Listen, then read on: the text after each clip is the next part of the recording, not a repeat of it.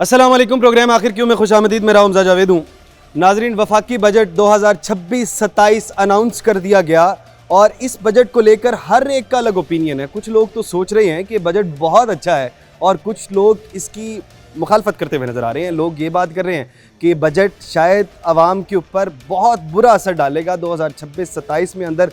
कुछ लोग ये बात कर रहे हैं कि ये आवाम को मज़ीद भिखारी बनाएगा। कुछ लोग ये बात कर रहे हैं कि ये बजट शायद आवाम को इन तकालीफ से निकाल देगा। असल में बात क्या है, ताजर जो कि मईशत की बैकबोन होते हैं, ताजरों के पास मौजूद है। ताजर बताएंगे कि ये बजट उनके लिए किस तरह का है। हमारे साथ ज़फ़र महमूद चौधरी साहब मौजूद हैं, इनसे बात करते हैं। चौधरी साहब अस्सलाम वालेकुम। वालेकुम अस्सलाम। चौधरी साहब कैसे हैं आप? ठीक हैं? जी अल्हम्दुलिल्लाह। अच्छा चौधरी साहब, कुछ लोग बात कर रहे हैं कि ये बजट भिखारी से मज़ीद भिखारी बनाएगा। कुछ लोग कह रहे हैं कि ये जो हमारी मईशत की कश्ती जो डूबने वाली है, उस कश्ती को कहीं ना कहीं किनारे पर ले आएगा। तो आप क्या सोच रहे हैं कि बजट किस तरह का है? देखिए, किनारे पर कश्ती आने के लिए बड़ी मेहनत की ज़रूरत है और बड़ी कंटिन्यूटी की ज़रूरत है। एक साल में नहीं आता। अगर अच्छी पॉलिसियाँ आएंगी तो आने वाले 4-5 साल में बेहतरी की उम्मीद है। इस दफ़ा डायरेक्शन बेहतर नज़र आ रही है जी। 4-5 इकदाम गवर्नमेंट ने अच्छे किए हैं, जिसमें सबसे पहला इकदाम जिसको हम अप्रिशिएट करते हैं वो है फिक्स टैक्स की स्कीम ताजर के लिए। उसमें थोड़ा सा फ्लॉ है कि वो स्लैब वाइज होनी चाहिए थी।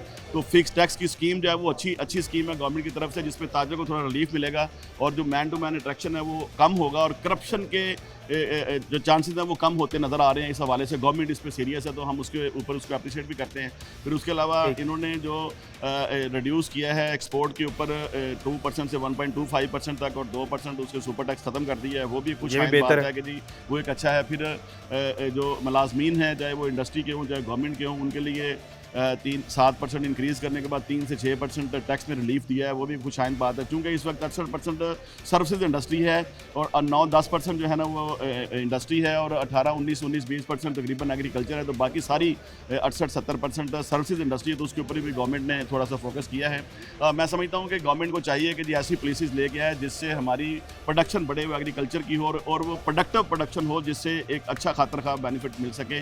और कंस्ट्रक्शन के ऊपर भी हमने लास्ट टाइम भी बात की थी कि कंस्ट्रक्शन के ऊपर गवर्नमेंट ने कोशिश की है कि जी रिलीफ दिया जाए, मगर हमने उस पर एतराज़ ये है कि वो सिर्फ 1 कनाल या 2 कनाल के प्लॉट या हाउसिंग सोसाइटी के अंदर वो रिलीफ मिलना चाहिए, उसके बाहर वो रिलीफ नहीं मिलना चाहिए, ताकि इंडस्ट्री का पैसा निकल के ज़मीनों के अंदर डंप ना हो जाए। इस चीज़ को मद्देनज़र और फोकस रखना चाहिए। दूसरा यह है कि जी गवर्नमेंट को चाहिए कि जो पैसा मुल्क से बाहर गया हुआ है बेनामी, जो लोगों ने बाहर जायदादें खरीदी हुई हैं, अफगानिस्तान के रूट से पैसा बाहर गया हुआ है, जो पैसा यहाँ से वैसे बाहर गया और बाहर लोगों ने अपनी प्रॉपर्टीज़ बनाई हुई हैं, उसके ऊपर गवर्नमेंट को चाहिए कि जो हमारे बाबू लोगों का पैसा बाहर है, हाँ, सख्ती करे और वो पैसा वापस मुल्क में आना चाहिए। वो हमारे खून पसीने की कमाई है। आज हम टैक्स दें और वो लोग बाहर पैसा ले जाके इंजॉय करें। गवर्नमेंट को इसके ऊपर पूरा फोकस करना चाहिए। ये छोटे ताजर जो पिस जाते हैं, जो दिन रात मेहनत करते हैं और छोटी छोटी चीज़ों के ऊपर टैक्स दे रहे हैं, और वो मगरमच्छ जो पैसा उठा के बाहर ले जाते हैं, वो किसी नरखे में नहीं आते। तो छोटा ताजर जो है ना, उसके ऊपर भी तहफ़्फ़ुज़ात हैं कि गवर्नमेंट को चाहिए कि उसके ऐसे इकदाम करें कि वो पैसा वापस आएगा, मुल्क में इन्वेस्ट होगा, वाइड होगा आपका सिस्टम, तो फिर जाके ये छोटे ताजरों को भी सांस आएगी। दूसरा, डिजिटलाइजेशन के ऊपर भी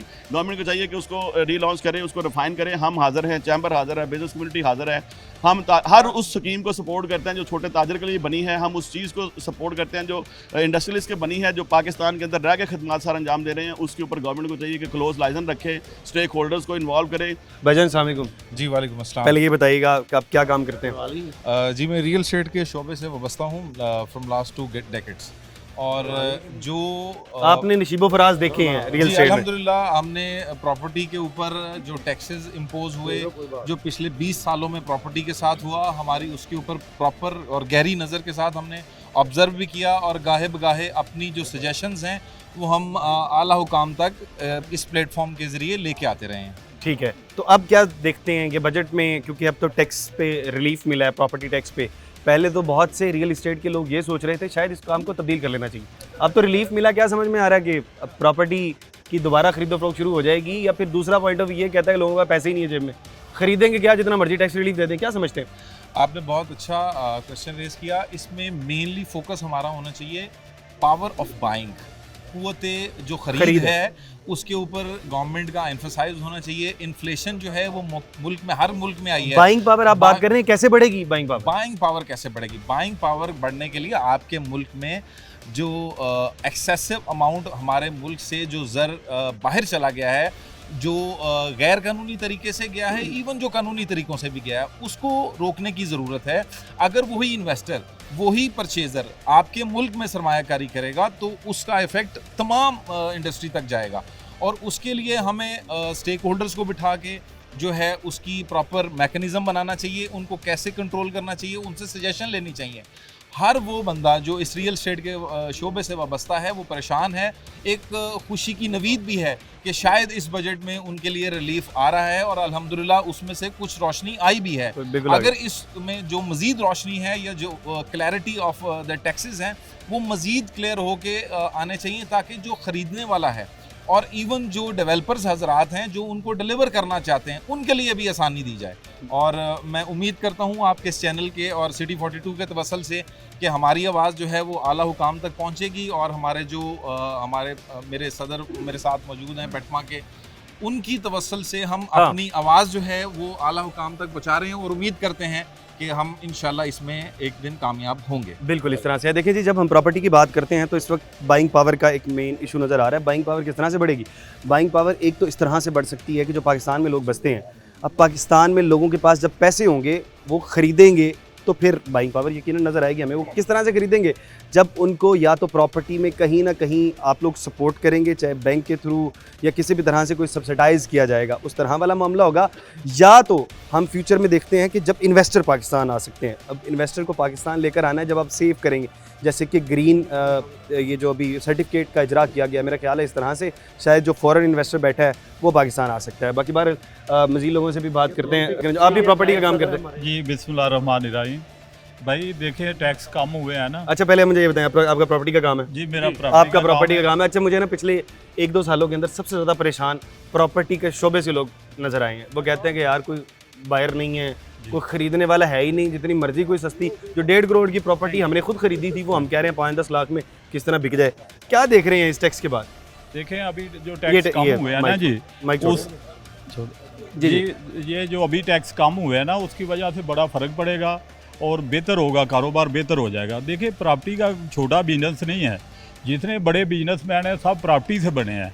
आप बड़े बड़े ताजर देखें, मतलब साहब पाकिस्तान में तो सारे के सारे बड़े बड़े बने हैं ना जी, वो सब प्रॉपर्टी से बने हैं। और प्रॉपर्टी को एक छोटा माइनर सा समझते हैं। प्रॉपर्टी बहुत बड़ी फैक्ट्री है, उसमें कितने लोगों का रोजगार लगा हुआ है, बहुत से शोबे। आप बहुत सारे शोबों से देखें, मजदूरों को कितना काम है, और किधर तक सरिये वालों का देख ले, बजरी वालों को देख ले, बहुत बड़ी फैक्ट्री है और इसको चलना चाहिए।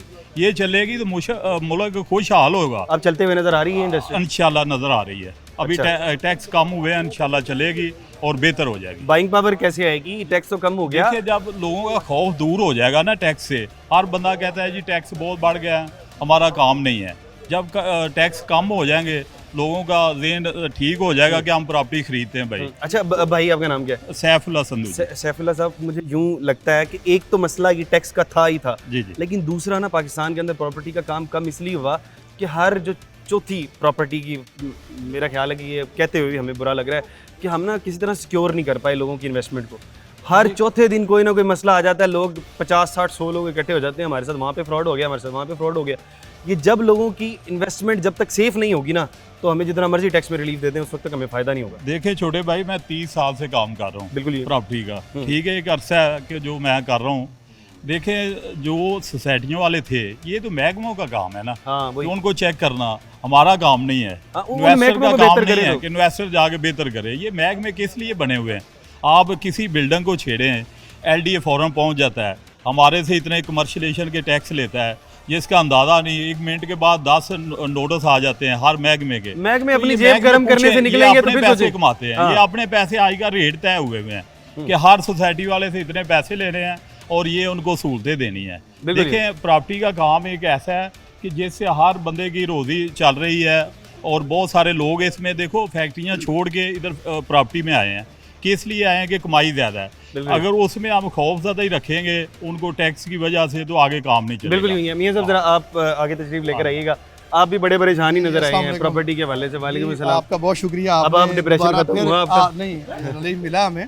मैं आपका शुक्रिया अदा करूंगा, अपने सदर मोहतरम पेटमा वकारी साहब का शुक्रिया अदा करूंगा कि हमेशा हमारी आवाज़ बनेगी। बड़ी मेहरबानी। इन्होंने अपनी आवाज़ में शामिल करके हमें प्रॉपर्टी के मामले में हमेशा हमने हमारी आवाज़ बुलंद की है। हमारी खुशी ये रहती है कि अगले सुन लेते हैं, सुन लेते हैं और हमारी आवाज़ सुनी गई है। हाँ, आपकी और आवाज़ सुनी गई है, उसका रिलीफ हमें मिला है। बिल्कुल अब हमें खुशी तब होगी जब ये रिलीफ प्रॉपर मार्केट में हमें नज़र आएगा कि हो रहा है, नोटिफिकेशन हो गया, इस पर अमल दरामद शुरू हो गया। हमने दफाई महाज में कामयाबी की, फ़ौरन जो हमारी पॉलिसी थी वो कामयाब रही। अब जैसे ज़फ़र भाई ने कहा कि अब हमें माशी तौर पर भी मुल्क को मजबूत करना है। मजबूत इसी तरह होगा, जो इन्वेस्टर बाहर जा चुका वो वापस आएगा। कुछ लोग पैसा अपना ब्रेक करके बैठ गए थे कि हमें कुछ बेहतरी नज़र है, अब प्रॉपर्टी में बेहतरी नज़र आएगी तो इन्वेस्टर निकला है, वो पूछता है कब तक ये नोटिफिकेशन हो के ये हो जाएगा, जब टैक्स में रिलीफ हो जाएगा, ग्रीन सर्टिफिकेट चल जाएगा। अब ग्रीन की वजह से कुछ लोग परेशान भी हैं। अच्छा, ओवरसीज पाकिस्तानी जो बाहर बैठा है, उसके जो घर रेंट पे दिए हुए हैं या उसकी प्रॉपर्टी पड़ी, वो ग्रीन सर्टिफिकेट कैसे हासिल करेगा? गवर्नमेंट को इसके बारे में एक पॉलिसी देनी चाहिए। वो अभी क्लियरेंस नहीं है। हाँ, कि जो ओवरसीज पाकिस्तानी बैठा है उसको ग्रीन सर्टिफिकेट वहाँ ऑनलाइन मिल सकता है। जब उसको सहूलत मिल जाएगी वो परेशानी उसकी कम हो जाएगी। बिल्कुल, ये बड़ी अहम बात। ये अहम बात है कि ग्रीन सर्टिफिकेट के लिए बंदा बाहर बैठा है, वो कहता है यार मेरी प्रॉपर्टी अगर मैं टाइम से ना आ सका तो सेव कैसी होगी, ये डेट गुजर जाएगी। तो पहले कब्जा ग्रुप बड़े मुतहरक थे, सीएम पंजाब साहबा ने काफ़ी वर्किंग की है और मेरा ख्याल में जो इन्वेस्टर था या ओवरसीज पाकिस्तान था जो प्रॉपर्टी खरीद के बाहर चला जाता था, हाँ। अब वो अपने आप को सेफ समझता है। बिल्कुल, मेरी प्रॉपर्टी सेफ हो रही है। मैं बड़ी एक अहम बात इसके ऊपर यूँ करना चाह रहा हूँ कि देखें, हम हर साल बहुत से लोग मुल्क छोड़ के बाहर जा रहे हैं। एक नेगेटिव पॉइंट तो ये है कि ब्रेन ड्रेन हो रहा है पूरे मुल्क से। बड़े बड़े जो ब्रेन हैं, कुछ पढ़े लिखे लोग हैं, कुछ स्किल्ड वर्कर हैं, वो मुल्क छोड़ कर बाहर जा रहे हैं। लेकिन कहीं ना कहीं हमें जो डॉलर्स या फॉरेन एक्सचेंज में हमें डॉलर्स की सपोर्ट चाहिए थी, वो इस तरह से पूरी हो रही है। हम कोई और चीज़ें तो एक्सपोर्ट नहीं कर पा रहे हैं, लेकिन जो हम ब्रेन्स एक्सपोर्ट कर रहे हैं वो कहीं ना कहीं पैसा पाकिस्तान के अंदर जब भेजना शुरू कर देंगे प्रॉपरली, तो उसके बाद शायद हमारा मुल्क अपने कदमों पे खड़ा हो जाएगा। अब ये बात है, मेरे बहुत से दोस्त हैं जो कि बाहर रहते हैं। अब मैं उन्हें कहता हूँ कि यार आप ये पैसा कमा रहे हैं, क्या करना चाहते हैं? वो कहते हैं हम पाकिस्तान वापस नहीं आना चाहते। हालांकि वो यहाँ पे पैदा हुए, सब कुछ। मैंने उन्हें पूछा यार आप क्यों नहीं पाकिस्तान आना चाहते? आपने सारी ज़िंदगी यहाँ गुजारी है। कहते हैं कि हाँ, अगर हम वहाँ पर इन्वेस्टमेंट करें और हमें फ़ायदा नज़र आए तादेर, हमें पता लगे कि हमने जो 20 साल कमाए हैं, जो पैसे कमाए हैं, वहाँ पर जाके कल को कोई और कब्ज़ा माफिया आकर नहीं बैठा होगा, तो हम शायद पाकिस्तान में इन्वेस्टमेंट करना शुरू कर देंगे। तो अगर मुझे लगता है कि उनको सिक्योरिटी नज़र आ जाएगी तो पाकिस्तान में इन्वेस्टमेंट करना शुरू कर देंगे। अब बात करना, मैं एक बात और बहुत ज़रूरी करना चाह रहा हूँ। हमारा एरिया है किनार रोड, हरबंसपुरा, ठीक है। वहाँ पे जो ना गवर्नमेंट लैंड जिसको आप कहते हैं, जो शामलाट की, वो वहाँ पे ना वो सेल हुई है, तकरीबन सारी सेल हो चुकी है। वो किसने सेल की है? वो सेल तो वहाँ जो प्रॉपर्टी का काम करने वाले लोग उन्होंने सेल की है। किसके बिल्कुल मशवरे से हुई है या कैसे हुई है, उस पर घर कैसे बने, वो पटवारी को सारा पता है। बिल्कुल, मैं गवर्नमेंट से रिक्वेस्ट करूंगा कि उसको लीगलाइज करने के लिए उसका कुछ भी एक मैकेनिज्म बनाएं। देखें, ये वही वाला मसला है, ये वही वाला मसला है जिसके मुतालिक मैं बात कर रहा था। लेकिन बहरहाल यहाँ पे ब्रेक लेते हैं, ब्रेक के बाद मज़ीद बात करते हैं।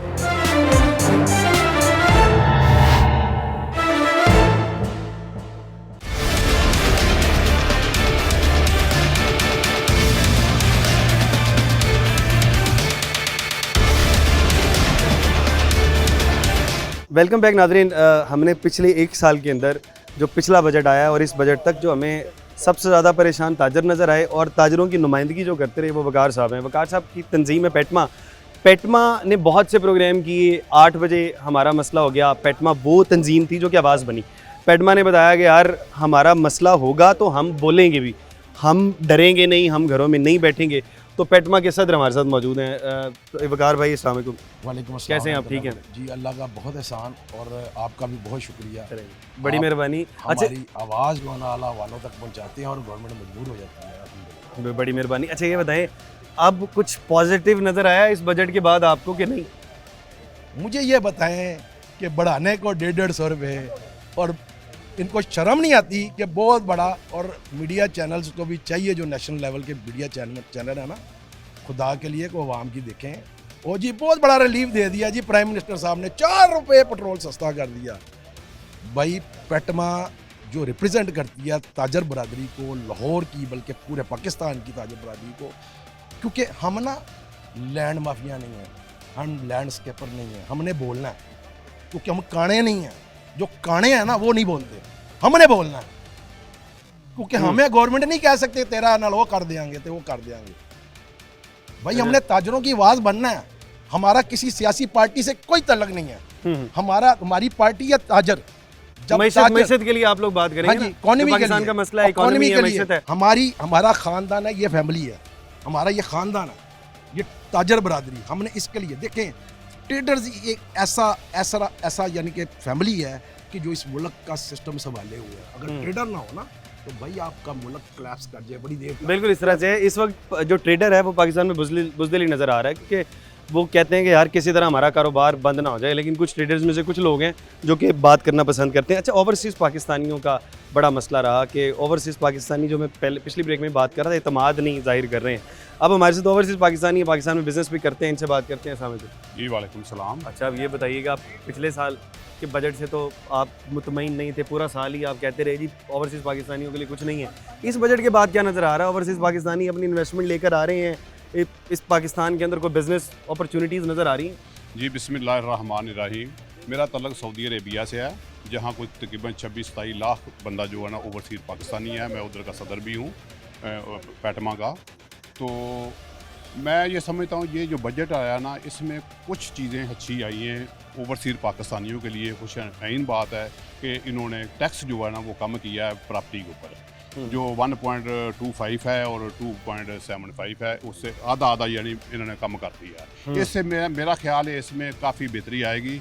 और मैं ओवरसीज़ पाकिस्तानी सबसे ज़्यादा प्रॉपर्टी में इंटरेस्टेड होता है। जी सबसे ज़्यादा। किसी को भी आप बोलेंगे ना तो वो प्रॉपर्टी का करेगा, कोई घर का करेगा, कोई प्लाजे का करेगा, वो इसके ऊपर पैसा खर्च करेगा। जब आप इसके ओवरसीज़ के ऊपर आप अतमाद करेंगे, उनको यहाँ पर सिक्योरिटी मिल जाएगी, उनके ऊपर कब्जे नहीं होंगे, जो काफ़ी हद तक इन्होंने माशाल्लाह कवर भी किया कब्ज़ों के ऊपर, और उसके ऊपर काम भी किया गवर्नमेंट ने। हम चाहते हैं और तहफ़्फ़ुज़ ओवरसीज़ पाकिस्तानी को दिया जाए। जब ओवरसीज़ पाकिस्तानी रुजू करेगा ना पाकिस्तान की तरफ, मुझे अल्लाह के घर की पूरी उम्मीद है 1-2 साल के अंदर अंदर जो ये पाकिस्तान का निज़ाम है ना वो बहुत बेहतर हो जाएगा। तो इसलिए ये बड़ा खुशनसीब बात है। कुछ चीज़ें अच्छा, ये तो चीज़ें चले आपने बता दी। अब ये बताएं किस तरह से हो सकता है कि आप, क्योंकि खुद ओवरसीज़ हैं, आपको क्या लगता है किस तरह से हो सकता है कि पाकिस्तानी जब बाहर जाएं तो वो ये सोच के जाएं कि मैंने पाकिस्तान वापस आना है, और अपनी तमाम की तमाम इन्वेस्टमेंट को भी पाकिस्तान के अंदर इन्वेस्ट करना शुरू करते हैं, पाकिस्तान की बहुत से मसाइल हल हो जाएंगे। सर मैं समझता हूँ, देखो मुझे 35 साल हो गए हैं सऊदीया में रहते हुए। मैंने तकरीबन जो 90% जो अपनी उधर से मैं जो कमाया था, जो बचाया था, वो मैं पाकिस्तान में इन्वेस्ट किया है, और ज़मीनों के ऊपर, प्लाजों के ऊपर, अपने घरों के ऊपर ये इन्वेस्ट किया है। मैं समझता हूँ पाकिस्तानी इन्वेस्टरों को भी समझता हूँ, ये ओवरसीज़ पाकिस्तानी, उसको मैं कहता हूँ भी लाजमी अपना कुछ ना कुछ बचा के हिस्सा आधे से ज़्यादा आप पाकिस्तान में इन्वेस्ट करें। ये हमारा मुल्क है, हम इधर पैदा हुए हैं, हमने इधर ही रहना। कोई और हमारे पास जज्बाती पैगाम के अलावा कोई और चीज़ बचता है कि हमारा मुल्क है? इसके अलावा इन्वेस्टर क्योंकि फ़ायदा सोचता है, फ़ायदा कुछ नज़र आता है? बताएं किस तरह से फ़ायदा हो सकता है इन्वेस्टर जो है। जी हमें देखें, अगर हम पाकिस्तान में खर्च करेंगे ना, या पाकिस्तान में हम बनाएंगे, ये हमारा घर है, हमारे बच्चों के काम आएगा। जो पाकिस्तान से बाहर बैठे हुए हैं लोग, वो उधर अपनी प्रॉपर्टी बना रहे हैं, सब कुछ बना रहे हैं, लेकिन मैं कई हज़ारों के हिसाब से आपको बता सकता हूँ जो लोग उधर डूब गए हैं, बिल्कुल ख़त्म हो गया। मेरे साथ भी हादसा उधर हुआ है। मेरे कफील ने तकरीबन 4-5 लाख मिलियन का, जो 5 लाख मिलियन था, उसका नुकसान किया, मेरा कब्जा कर गया है। लेकिन मैं बचा किस लिए हूँ? इसलिए बचा हूँ कि मेरा इन्वेस्टमेंट। कितने पैसे आपके डूबे? मेरे को 5 मिलियन डूब गया, 5 मिलियन रियाल। 5 मिलियन रियाल आपका जी सऊदीया में डूब गया है। वो कफील ऐसे करते हैं क्योंकि हमारे नाम पे नहीं होता कुछ, उनके नाम पे होता है। अब हमने अपनी कंपनियां बनाई हैं, सऊदी जो गवर्नमेंट है उन्होंने आपको इजाज़त दी है भी अपनी कंपनी बनाएं, अपनी प्रॉपर्टी खरीदें। मैं फिर भी कहता हूं लोगों को, खुदा के लिए इन्वेस्टमेंट जितनी भी करनी है ना, ज़्यादा से ज़्यादा पाकिस्तान में करें। बिल्कुल इस तरह से। देखिए जी, वो बता रहे हैं कि मेरे साथ बाहर भी फ्रॉड हो गया, सिर्फ और सिर्फ पाकिस्तान में नहीं, पाकिस्तान से बाहर भी बड़े बड़े फ्रॉड हो जाते हैं। अब पाकिस्तान में आप क्यों इन्वेस्टमेंट करें? एक तो ये बात है, पहले आपका मुल्क है, जज्बाती बात तो ये है कि आपका मुल्क है, लेकिन दूसरी बात ये है, मैं अपने बहुत से दोस्त जो कि मेरे बाहर रहते हैं, मुल्क से बाहर रहते हैं, वो ये कहते हैं कि भाई कमाने के लिए बाहर से अच्छी, यानी कि जो ऑस्ट्रेलिया हो गया, US हो गया, UK हो गया, उससे अच्छी जगह कोई नहीं है, और ख़र्च करने के लिए पाकिस्तान से अच्छा मुल्क कोई नहीं। अगर आप चाहते हैं कि आपकी सारी ज़िंदगी की कमाई जो कि आप अच्छे से खर्च कर सकें, महफूज रख सकते हैं, तो वो आप पाकिस्तान के अंदर कहीं ना कहीं इन्वेस्टमेंट करें। जो आप चाहते हैं ना, अयाशी पाकिस्तान में होगी। बाकी बहरहाल यहाँ हम छोटा सा ब्रेक ले लेते हैं, ब्रेक के बाद मज़ीद लोगों से बात करेंगे।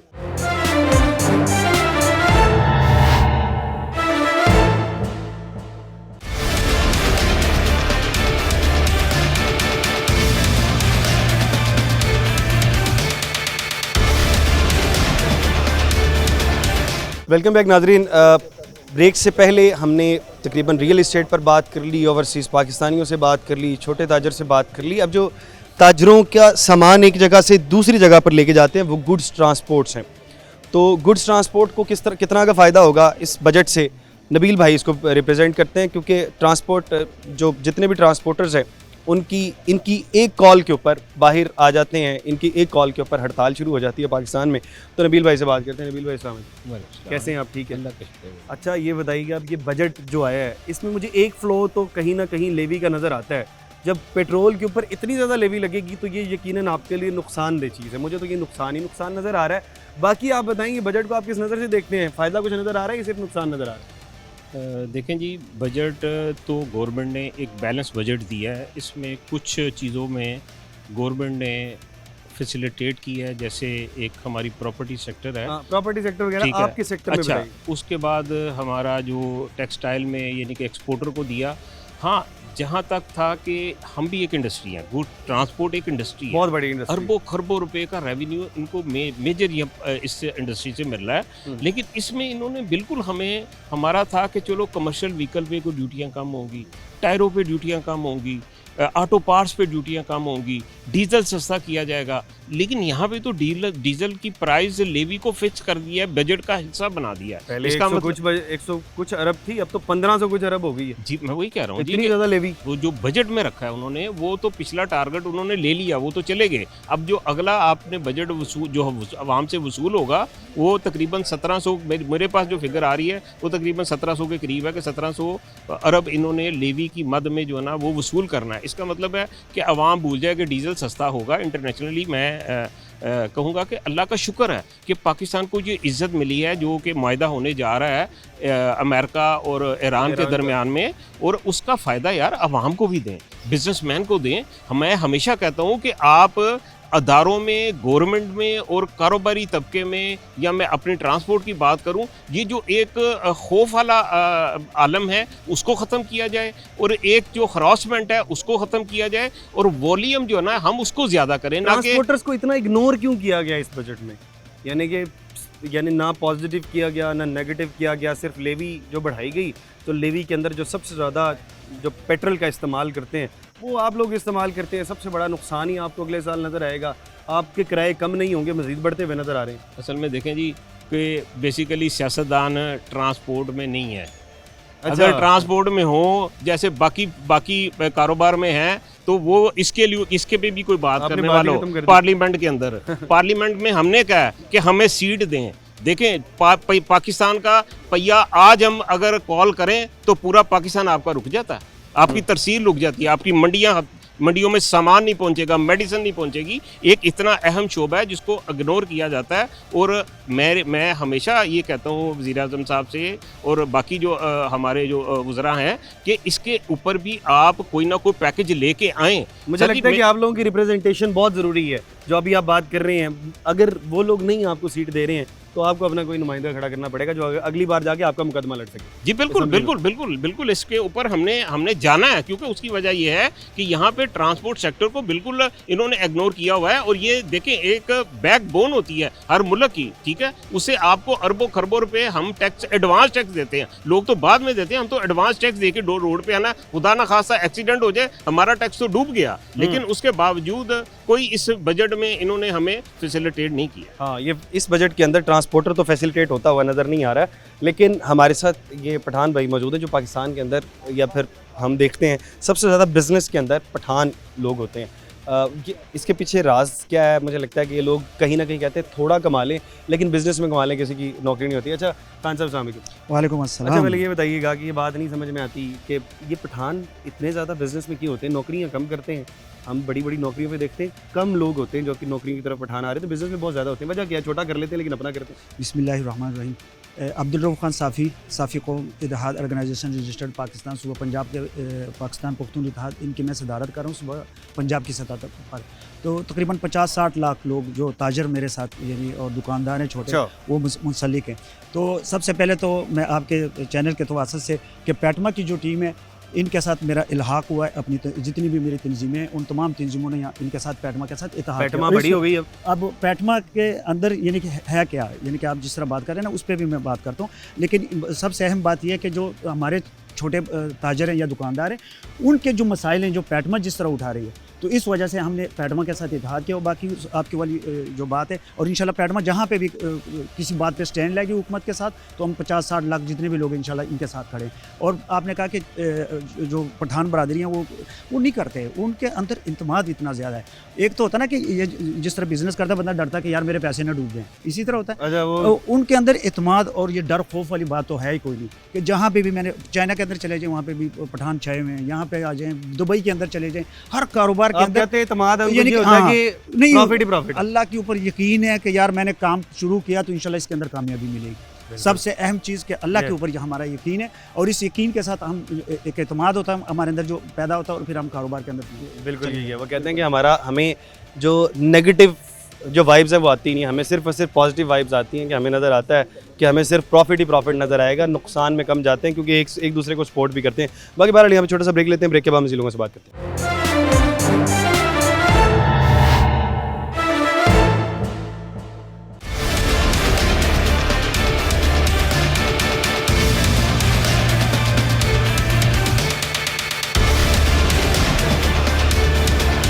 वेलकम बैक नाजरीन।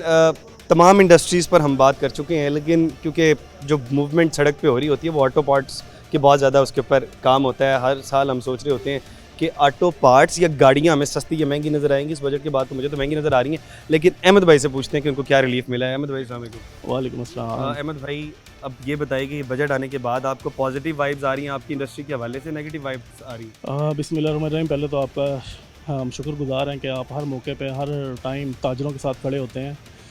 देखें जी, बजट जो है वो दूसरे ममालिक में बनाया जाता है मुल्क की तरक्की के लिए और अवाम की फ़लाह के लिए, लेकिन बदकिस्मती से हमारे मुल्क में जो बजट है सिर्फ टैक्स इकट्ठा करने के लिए बनाया जाता है। ये जो टैक्स है ना, ये जो हुकूमत की तरजीहात होती हैं उनका आईनादार होता है। और मुल्क की तरक्की के लिए अगर आप जैसे इंडस्ट्री की मैं बात करता हूँ, देखिए जी इंडस्ट्री में सबसे बड़ा जो पावर यूजेज आती है वो इलेक्ट्रिसिटी की आती है।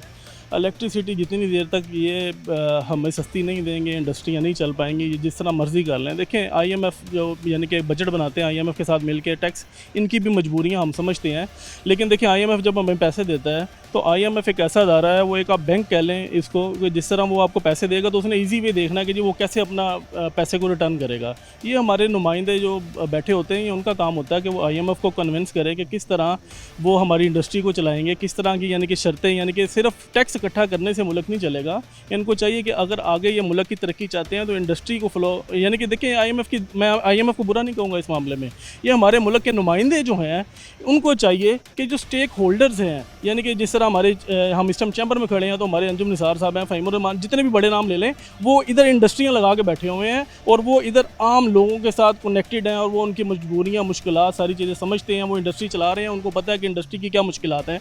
जितनी देर तक इन लोगों को पॉलिसी बनाने में शामिल नहीं किया जाएगा उतनी देर तक मसाइल हल नहीं होंगे। देखें जी, पिछले साल भी जिस तरह मैं यानी कि बार बार पिछले प्रोग्राम में भी मैं कह चुका हूँ कि इन्होंने 34 अरब जो है वो टैक्स की मद में इकट्ठा किया, 14 अरब इन्होंने नॉन टैक्स की मद में इकट्ठा किया, 560 अरब इन्होंने रॉयल्टीज़ और फीस की मद में इकट्ठा किया। और अभी आप लेवी की बात कर रहे थे, जो पिछले बजट में जितना इन्होंने लेवीज के लिए बजट रखा था, इन्होंने 300 अरब सरप्लस इकट्ठा किया उसके ऊपर। ठीक है, तो ये आप समझिए तो लेवी का टारगेट बढ़ा दिया। हाँ, जितना यानी कि ये जो इन्होंने इकट्ठा किया है, इससे रियासत कोई, हमारी रियासत गरीब नहीं है, आमदनी का मसला नहीं है, इधर अखराजात का मसला है। जितनी देर तक ये अपनी अखराजात को आमदनी से कम नहीं करेंगे, हमारा मुल्क मज़ीद तरक्की नहीं करेगा। अखराजात से भी ज़्यादा इस वक्त सूद का मसला है, सूद इतना ज़्यादा है कि आपके अखराजात से बहुत ज़्यादा। देखिए, अब 70% जिस मुल्क का बजट जो है 60% तकरीबन आप कह लें, आप 9,000 अरब जो है हमने सूद की मद में ही देना है।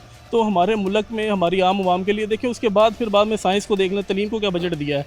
और कई लोग तो मजाक कर रहे हैं कि इन्होंने आवाम को भिखारी बना दिया। 800 कुछ अरब इन्होंने 836 अरब बोर्ड के लिए। खुदा के बंदो, वही तो MSME छोटे दुकानदारों को कर्जे दो, वो काम जो कर रहे हैं वो आपको काम करके दिखाएंगे, आपकी टैक्स की रेशो बढ़ेगी। आप क्यों आवाम को इस तरफ लेके जा रहे हैं?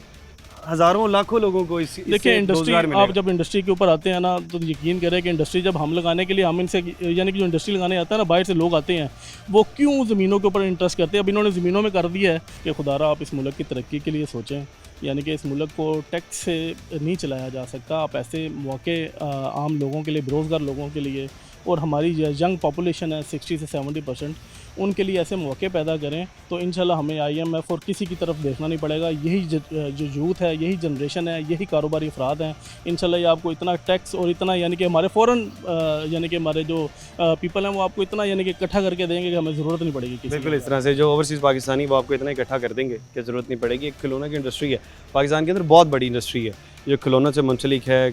हमें नज़र तो आता है बहुत छोटी इंडस्ट्री है, लेकिन पाकिस्तान के अंदर हर घर में खिलौने मौजूद हैं, ये इंडस्ट्री बहुत ज़्यादा मौजूद है। तो भट्ट साहब हमारे साथ हैं, भट्ट साहब के खिलौनों का काम है, इनसे बात करते हैं। भट्ट साहब अस्सलाम वालेकुम अस्सलाम। भट्ट साहब, कई दहाइयों से आप खिलौनों का काम करते नज़र आ रहे हैं, आपने देखा है कि खिलौनों की इंडस्ट्री भी अप्स एंड डाउन्स का शिकार रही। अब ये बजट आया, बजट में क्या नज़र आता है कि खिलौनों की इंडस्ट्री बेहतर होने वाली है या फिर ये भी दूसरी इंडस्ट्रीज़ की तरह ख़राबी होती नज़र आ रही है? बिस्मिल्लाहिर्रहमानिर्रहीम। सबसे पहले तो देखें टॉयज़ का जो आगाज़ होता है ना, उसका मेन आप उसकी बेस क्या लें कि वो लाइट है। और लाइट की इस वक्त जो पोजीशन है पाकिस्तान में वो आपके सामने बिजली। अच्छा, बिजली की बात कर, ठीक है। बिजली के ये हालात हैं कि तकरीबन हर साल बजट में ना इंक्रीज़ होता है इसका रेट। तो भाई इंडस्ट्री ये जो टॉयज़ है ना, ये हमारी आने वाली जनरेशन के लिए ना एक तरबियत है, तरबियत गाह है। खिलौनों के ज़रिए आप चाइना में देखें, चाइना में इसकी तरबियत जो सी है टॉयज़ के थ्रू ही की जाती है। आज हम पीछे क्यों रह गए? 78 सालों में हमारी तरबियत नहीं हुई। अगर आज हमारे हुक्मरान हमारी तरबियत के लिए कोई चैनल का आगाज़ करें जिसमें प्रॉपर पब्लिक को तरबियत दी जाए, उसके बाद देखें जहाँ तक टॉयज़ का ताल्लुक़ है, ये बच्चों के माइंड के लिए बेहतरीन चीज़ है। जो चीज़ आप आज बच्चों को देंगे कल आपने उनसे वही कुछ लेना है। अगर आप उनको कोई अच्छी चीज़ देंगे टॉयज़ की शक्ल में, तरबियत की शक्ल में, कल आने वाला टाइम जो है वो इस मुल्क के लिए होगा, इसकी फलाह के लिए होगा। और आप ये देखें कि 78 साल में अगर ताजिर तरक्की नहीं कर सका तो उसकी वजह क्या है?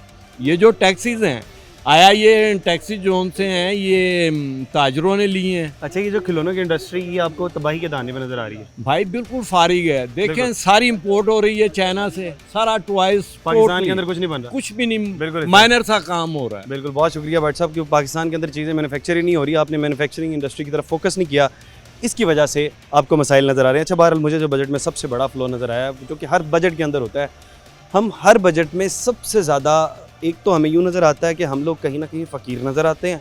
इस तरह के बजट में चीज़ें रखी जाती हैं जैसे 836 अरब रुपये बेनज़ीर इनकम सपोर्ट में, ये जो बहुत छोटा सा पोर्शन है। इसके बाद बहुत से पैसे पूरे साल के अंदर ये इस तरह से पैसे दे दें जी, उसको 10,000 दे दें, उसको 20,000 दें, इस तरह से नज़र आया। वैसे एक कहावत है जिसमें कहा जाता है कि आप किसी को मछली पकड़ कर ना दें, उसे मछली पकड़ना सिखा दें। पाकिस्तान में मछली पकड़ना सिखाया नहीं जा रहा, एक ये बड़ा मसला है। और दूसरा बड़ा मसला ये है कि हमें हर साल नज़र आता है कि हमने इतने पैसे जो है हमने IMF को देने हैं कि हमने अपना कर्ज़ उतारना है और हमने तकरीबन अगले 50-60 साल कर्ज़ उतारते ही रहना है, और हम अगले बजट से पहले उससे ज़्यादा कर्ज़ ले भी लेते हैं। तो हमें मुल्क का फ्यूचर क्या ही नज़र आएगा जब हमने मज़ीद कर्ज़ ले लेना। आप हमें टैक्सेस लगा दें, लेकिन कम से कम इस जो कर्ज़ है इससे निजात दिला दें ताकि हमें सूद की सूरत के अंदर इतने पैसे ना देने पड़े। बाकी बहरहाल बहुत से लोग इस बजट से पॉजिटिव और नेगेटिव किस्म से मुतासिर हो रहे हैं। आप अपनी राय का इज़हार ज़रूर करिएगा। इसके साथ अपने मेज़बान हमज़ा जावेद और प्रोग्राम आखिर क्यों की पूरी टीम को दीजिए इजाज़त। अल्लाह ने के बाद।